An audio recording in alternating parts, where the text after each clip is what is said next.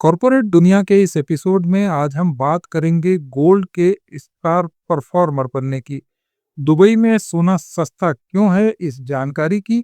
और पाकिस्तान के share market की बात करेंगे जहां लोगों का भरोसा इसमें फिर से लौट रहा है। लेकिन शुरू करते हैं नए इनकम टैक्स बिल से, जिसकी तैयारी करीब 6 महीने से चल रही थी। और ये 60 साल पुराने इनकम टैक्स एक्ट 1961 की जगह लेगा। फाइनेंस सेक्रेटरी तुहिन कांत पांडे ने स्पष्ट किया कि इस विधेयक में कोई नया टैक्स या अतिरिक्त बोझ नहीं डाला जाएगा।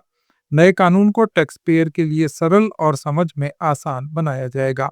इसमें लंबे सेंटेंसेस, जटिल प्रावधान और अनावश्यक स्पष्टीकरण हटा दिए गए हैं, ताकि आम नागरिक भी इसका मतलब आसानी से समझ सके। सरकार का कहना है कि ये बिल टैक्स रूल्स से जुड़ी अनिश्चितताओं को कम करेगा, टैक्स पेयर्स के लिए इसका पालन आसान बनाएगा और गैर जरूरी टैक्स नोटिस की संख्या घटाएगा। संक्षेप में, ये नया इनकम टैक्स बिल एक बड़े सुधार की दिशा में कदम है, जिसका मकसद है टैक्स प्रणाली को सरल, पारदर्शी और करदाताओं के अनुकूल बनाना। रेल मंत्रालय ने एक महत्वपूर्ण बदलाव का ऐलान किया है। अब फ्रेट यानी माल भाड़ा स्लैब सिस्टम की बजाय एक ही फ्लैट रेट पर वसूल किया जाएगा। पहले 200 से 210 किलोमीटर की दूरी पर अलग अलग दरें लगती थीं, लेकिन मंत्रालय ने कहा है कि ये जटिलता अब खत्म कर दी गई है और एक सिंगल रेट लागू होगा। ये कदम ट्रांसपोर्टेशन की ट्रांसपेरेंसी बढ़ाने और लागत को कम करने की दिशा में एक बड़ा सुधार माना जा रहा है। मंत्रालय का दावा है कि इससे माल भेजने वालों को टैरिफ समझने में भी आसानी होगी और लॉजिस्टिक्स की प्रक्रिया भी सुगम बनेगी। रेल मंत्रालय की यह पहल व्यापार के लिए सहूलियत है, खासकर उन कंपनियों के लिए जो अपनी सामग्री रेलवे के जरिए भेजती हैं। पहले जो फ्रेट रेट होती थी वो स्लैब्स में है, यानी किसी ने 200 किलोमीटर पे अगर लगाया है प्लांट टर्मिनल तो उसको एक रेट लगेगी, और 210 किलोमीटर पे लगाया तो कुछ और रेट लगेगी। जबकि 200 और 210 में डिफरेंस केवल 10 किलोमीटर का है। इसके कारण बहुत एक अननेचुरल वे में प्लांट की लोकेशन या टर्मिनल की लोकेशन डिसाइड होती थी। अब एकदम फ्लैट रेट हो गई, 90 पैसे पर GTKM, 90 पैसा पर GTKM, एकदम क्लियर। अब आप चाहे 10 किलोमीटर पे लगाओ, 50 किलोमीटर पे लगाओ, 225 पे लगाओ, 228 पे लगाओ, it doesn't matter. Solar industries India limited को हाल ही में 1400 करोड़ रुपए का एक बड़ा डिफेंस एक्सपोर्ट ऑर्डर मिला है। ये ऑर्डर कंपनी को अगले 4 साल में पूरा करना है। कंपनी के मुताबिक वो अपने सेगमेंट में सबसे लंबी अवधि का ये निर्यात ऑर्डर हासिल करने में सफल हुई है और उसके वर्क ऑर्डर बुक को इसने मजबूत किया है। वित्तीय दृष्टि से भी सोलर इंडस्ट्रीज का प्रदर्शन अच्छा है। कंपनी की क्वार्टरली रिपोर्ट में बताया गया कि इसके रेवेन्यू में सालाना आधार पर 21% की बढ़ोतरी हुई और 345 करोड़ रुपए का नेट प्रॉफिट रहा। कंपनी का अनुमान है कि इस फाइनेंशियल ईयर में उसका कुल रेवेन्यू 10,000 करोड़ रुपए तक पहुंच सकता है। शेयर बाजार में भी कंपनी के शेयर्स ने जबरदस्त परफॉर्मेंस दी है। पिछले एक साल में इसके शेयर्स में 39% की बढ़ोतरी देखी गई है और फिलहाल ये 13,830 रुपए पर ट्रेंड कर रहा है। इस साल सोना यानी गोल्ड निवेशकों के बीच स्टार परफॉर्मर बन गया है। नाइम हिंदुस्तान की एक रिपोर्ट के मुताबिक इस साल गोल्ड की कीमतों में 40% तक की बढ़ोतरी हुई, जबकि निफ्टी 50 केवल 9.5% बढ़ पाया। इसके पीछे कई कारण हैं। वैश्विक अनिश्चितताएं, कमजोर डॉलर और केंद्रीय बैंकों की लगातार सोने की खरीद। इन वजहों से सोना सेफ इन्वेस्टमेंट के तौर पर आकर्षक साबित हुआ। लेकिन एक्सपर्ट्स का यह भी कहना है कि ये निवेशकों के लिए केवल अल्टरनेटिव है, मुख्य निवेश का विकल्प नहीं। एक्सपर्ट सुझाव देते हैं कि एक बैलेंस्ड पोर्टफोलियो बनाना जरूरी है, जिसमें कुछ हिस्सा गोल्ड में और बाकी हिस्सा शेयर्स में इन्वेस्ट किया जाए। गोल्ड महंगाई और वैश्विक संकट से सुरक्षा देता है, लेकिन लंबी अवधि में शेयर निवेश ही संपत्ति के निर्माण में मदद करेगा। इसका मतलब यह है कि सोने की चमक भले ही इन्वेस्टर्स को अट्रैक्ट कर रही है, लेकिन बैलेंस व्यू अपनाना ही समझदारी है, ताकि जोखिम और मुनाफा दोनों संतुलित रहें। दुबई में सोना भारत की तुलना में काफी सस्ता मिलता है और लोगों का अक्सर यह सवाल होता है कि इसकी वजह क्या है। एक रिपोर्ट के अनुसार दुबई में गहनों पर लगने वाला मेकिंग चार्ज भारत की तुलना में काफी कम होता है। भारत में मेकिंग चार्ज 8 से 25% तक होता है, जबकि दुबई में यह आमतौर पर 2 से 8% तक ही रहता है। इससे गहनों की कुल कीमत पर बड़ा अंतर पड़ता है।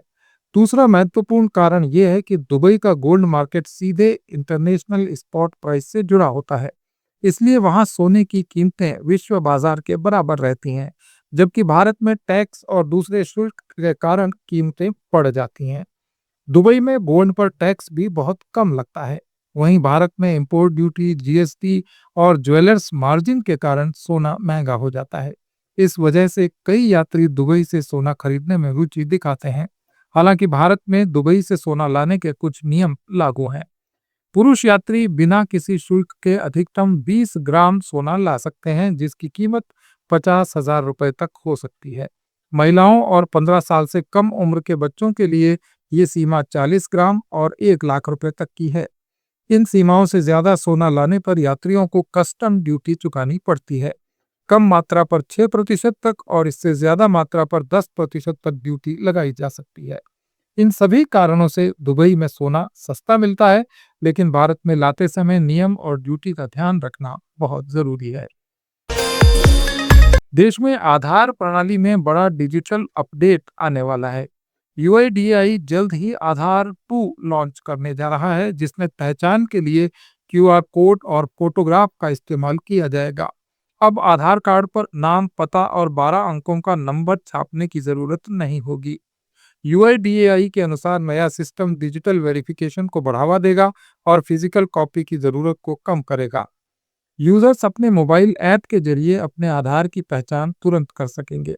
ऐप में फेस ऑथेंटिकेशन और क्यूआर कोड स्कैनिंग की सुविधा होगी, जिससे पहचान तेज और सुरक्षित होगी। इस बदलाव का उद्देश्य प्राइवेसी बढ़ाना और डेटा के मिसयूज को रोकना है। अब केवल आवश्यक जानकारी ही साझा होगी और बिना अनुमति किसी को आपका पूरा डिटेल नहीं मिलेगा। एक्सपर्ट्स का कहना है कि यह कदम डिजिटल पहचान प्रणाली को और मजबूत बनाएगा, लेकिन इसके लिए तकनीक और ऐप पर पूरी तरह निर्भर रहना होगा। इसके अलावा कुछ संस्थानों को नए डिजिटल आधार स्वीकार करने में समय लग सकता है।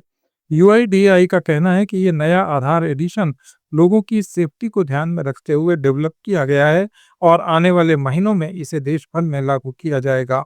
इस नए इनिशिएटिव से डिजिटल आइडेंटिफिकेशन और सुविधाओं का क्षेत्र ज्यादा सुरक्षित और स्मार्ट बनेगा। अब बात करते हैं पाकिस्तान के शेयर बाजार की, जो इन दिनों तेजी से ऊपर जा रहा है। इसकी बड़ी वजह आम लोग यानी रिटेल इन्वेस्टर हैं। लंबे समय तक पाकिस्तान के शेयर मार्केट में उतार चढ़ाव और राजनीतिक परेशानियां रहने के बाद अब लोगों में स्टॉक को लेकर फिर से भरोसा बढ़ रहा है। इस साल KSE 100 इंडेक्स करीब 40% बढ़ चुका है, जिससे ये एशिया के सबसे अच्छे परफॉर्म करने वाले मार्केट्स में गिना जा रहा है। प्रॉपर्टी की कीमतें नहीं बढ़ रही और बैंकों में जमा पैसे पर ब्याज भी आधा हो गया है, इसलिए लोग अब शेयर मार्केट को बेहतर ऑप्शन समझ रहे हैं। टॉपलाइन सिक्योरिटीज लिमिटेड के CEO मोहम्मद सोहेल का कहना है कि अभी मार्केट में पैसे का काफी इनफ्लो है।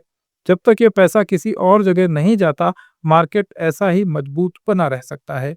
पाकिस्तान की इकोनॉमी पिछले कुछ महीनों से संभल रही है। 2023 में देश कर्ज न चुका पाने की स्थिति के बहुत करीब पहुंच गया था, लेकिन अब हालत सुधरने लगी है। इस वजह से छोटे इन्वेस्टर भी अब शेयर्स में दिलचस्पी दिखा रहे हैं। इस साल S&P ग्लोबल रेटिंग्स और फिच रेटिंग्स ने पाकिस्तान की क्रेडिट रेटिंग में सुधार किया है। उनका कहना है कि प्रधानमंत्री शहबाज शरीफ की IMF समर्थन की नीतियों की वजह से पाकिस्तान में इकोनॉमिक मैनेजमेंट की रफ्तार ठीक हुई है। इसके साथ ही field marshal Asim Munir America के साथ संबंध बेहतर बनाने की कोशिश कर रहे हैं। इससे भी शेयर मार्केट को स्थिरता मिली है। मुनीर को 2030 तक के लिए एक नई भूमिका दी गई है, जिसे लंबे समय तक स्थिरता बनाए रखने वाले कदम के रूप में देखा जा रहा है और इसका असर निवेशकों के भरोसे पर साफ नजर आ रहा है। ये थे कॉर्पोरेट जगत के कुछ अपडेट्स। जुड़े रहिए लेट्स माइक के साथ।